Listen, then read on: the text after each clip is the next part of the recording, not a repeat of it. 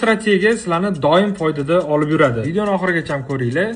Sizlarga bozordagi eng muhim 3 ta narsani o'rgataman. Savdoga kirish, qo'shimcha bitim ochish, ya'ni dalivka, uchinchisi savdodan chiqish. Bitta narsani aytib o'tib ketdik, hech qachon hech qaysi bir strategiyani 1 yil davomida tajribamdan o'tkazib, bozorda qo'llab, o'zim foyda olmagunimgacha sizlarga video qilib o'rgatmayman. Bu degani, bu strategiyani ishlatsanglar bo'ladi. Videoga like bosib, menga obuna bo'lib qo'yinglar. Tradingni men bilan birga tez va oson o'rganasiz. Sizlarga birinchi o'rinda mana shu indikatorni o'rnatib olish kerak bo'ladi.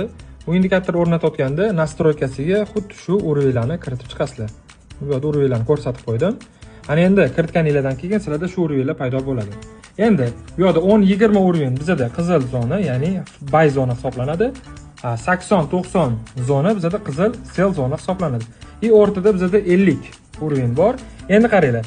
Cho'chi kanal maksimumlar har bitta fraktalni 50 ga kelib urilyapti. 50 kelib uriladi, pastga tushadi. 50 kelib uriladi, pastga tushadi. Bemalol bu kanalda savdo qilsanglar bo'ladi. Qachon sell pozitsiyadan chiqib ketish kerak? 50 ni buzib o'tgandan keyin 50 ni ustiga korreksiya beradi. Sell pozitsiyadan chiqasizlar va buyga qo'shilasizlar. Ketdi bu yerda o'suvchi kanal.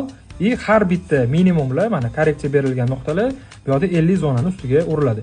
Endi savdoga qatdan kiraman desanglar, mana 50 ni buzib o'tdi va 50 ni ustiga korreksiya berdi. Buy bitim ochasizlar. Stop loss minimumga qo'yasizlar. Maksimum probit qildi va korreksiya berdi, yana 50 ni ustiga tushdi. Yana bu yerda dalivka qilasizlar. Maksimum probit qildi, yana 50 ni ustiga korreksiya berdi va bunga tushdi. Endi yana dalivka qilasizlar. Qachonki bozor 50 zonani buzib o'tgandan keyin savdodan buy bitimlarni yopib chiqib ketsanglar bo'ladi. Endi bozor hozirgi holatini oladigan bo'lsak, narx 4256 da turibdi. Endi mana bu yerda bizada kanal bor. Minimumlarga e'tibor beringlar. Mana 3 ta 4 ta minimum. RSI'da 50 zonani ustida turibdi bizada. Har bitta minimumdagi korreksiya bu yerda 50 zonaga korreksiya beryapti. Endi hozirgi holatda bu yerdan buyga risk qilib, bemalol kuzatsanglar bo'ladi. Agar 50 zonani buzib o'tadigan bo'lsa, o'sha buy bitimlarni yopasizlar. Agar tepaga chiqib ketadigan bo'lsa, katta ehtimol bu maksimumni probit qilib chiqib ketish kerak bo'ladi. Bu strategiya bo'yicha. Shu strategiya bahonasida sizlarga setka gannada ham bitta analiz qilib beraman bozorni. Qaranglar. Bu yerda bizada start olyapti. Agar hozirgi 4 soatlik time frame bo'yicha buyga yurib ketadigan bo'lsa, idealni bizada mana ganna setkamiz bo'yicha zonada turibdi. Xudo xolasa mana bu zonaga chiqish kerak bo'ladi. 261 urgan. Bu zona bilan 361 zonamiz bor. Ya'ni eslab qolinglar, 4377, 4438 va 4500 narxlarga xudo xolasa mana shu yerdan bozor start olish kerak bo'ladi.